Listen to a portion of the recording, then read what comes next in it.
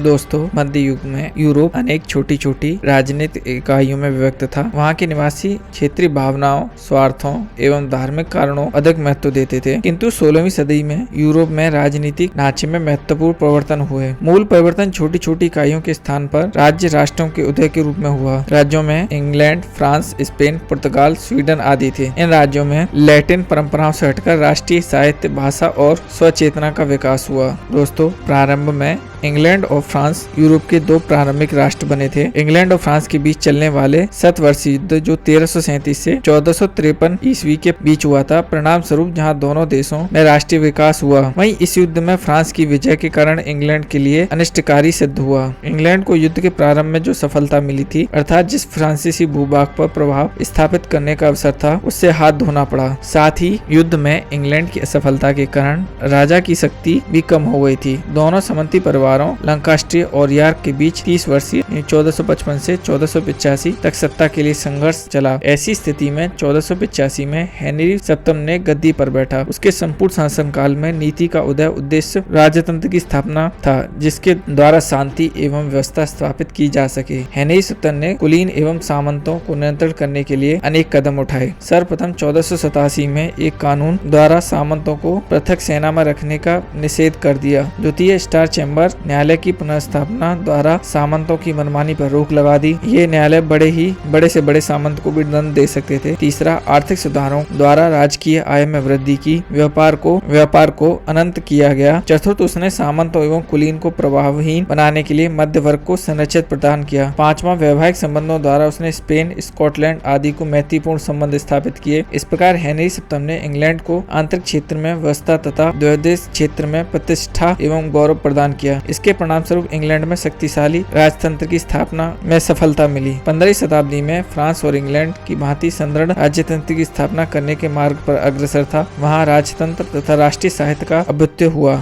France में राष्ट्रवादी भावना का विकास सप्तवर्षीय युद्ध के कारण हुआ। बालिका जॉन ऑफ आर्क जिस प्रकार युद्ध में फ्रांस की सेनाओं का नेतृत्व किया, उससे जनता में राष्ट्रीयता की भावना को उभारने में सहायता मिली। युद्ध के दौरान फ्रांस की शासक चार्ल्स सप्तम ने राष्ट्रीय सेना का निर्माण किया। साथ ही राष्ट्रीय सैनिकों की उचित व्यवस्था के लिए शासन के टेले को नामक भूमि कर लगाने की अनुमति एस्टेट्स जनरल को प्राप्त कर ली। लुई 11वें, जिसका शासनकाल 1461 से 1483 तक था, सामंतों की शक्ति को नियंत्रित करने में महत्वपूर्ण योगदान दिया। शासन हेनरी चतुर्थ के बूबे वंशों की स्थापना कर फ्रांस ने गौरव मार्ग को प्रशस्त किया। उसने राजाओं की शक्ति और पवित्रता में वृद्धि की, जो ग्रह एवं धर्म युद्धों के कारण छिन्न भिन्न हो गए थे। लुई 13वें के समय प्रधानमंत्री रिसूल की आंतरिक नीति ने देश में आज्ञाकारी एवं एकाग्रता वातावरण तैयार किया और इस प्रकार सम्राटों सर्वोच्चता स्थापित की। साथ ही फ्रांस ने रिसूल के दिशा निर्देश से 30 वर्षीय युद्ध में भाग लेकर अंतर्राष्ट्रीय प्रतिष्ठिता अर्जित की। इंग्लैंड और फ्रांस के अतिरिक्त रूस, स्पेन एवं प्रसा भी शक्तिशाली निरंकुश राजतंत्र को लगभग इसी समय अभिन्न हुआ। राज्यों के उदय परिणाम स्वरूप सकारात्मक थे और नकारात्मक थे। सकारात्मक परिणामों में सामंती व्यवस्था की अराजकता का खात्मा, कृषि दासता की समाप्ति, उत्पन्नता की उन्नत विधियों की खोज का प्रोत्साहन, उत्पादन में वृद्धि, विनिमय के तरीकों में सुधार, भौगोलिक खोजों को बढ़ावा आदि महत्वपूर्ण थे।